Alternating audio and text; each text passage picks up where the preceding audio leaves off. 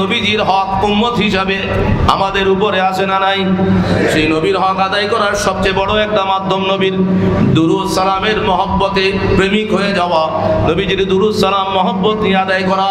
আপনাদের এলাকায়, আপনাদের সমাজে মিলাদ শরীফ আছে না নাই? এই মিলাদ শরীফের মধ্যে নবীর দুরূদ সালাম আদায় হয়, কথা বলেন ঠিক কিনা? মিলাদ শরীফে যারা মিলাদ শরীফ পাঠ করান তাদের বাপ-দাদার কিচ্ছা কাহিনী বলা হয় না। প্রত্যেকটা মিলাদ শরীফের মধ্যে নবীর দুরূদ সালাম ছাড়া কোনো মিলাদ শরীফ শেষ হয় না, কথা বলেন ঠিক কিনা? সেই মিলাদ শরীফের পক্ষে থাকার দরকার আছে নাকি নাই?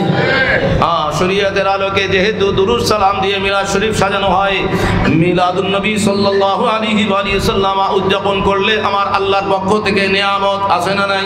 হাবিবের শান ও আজমতের এই মাহফিলকে কেন্দ্র করে, আল্লাহ পাকের জিকিরের এই মজলিসকে কেন্দ্র করে, বেহেশতি বাগান এই মাহফিলকে কেন্দ্র করে আল্লাহ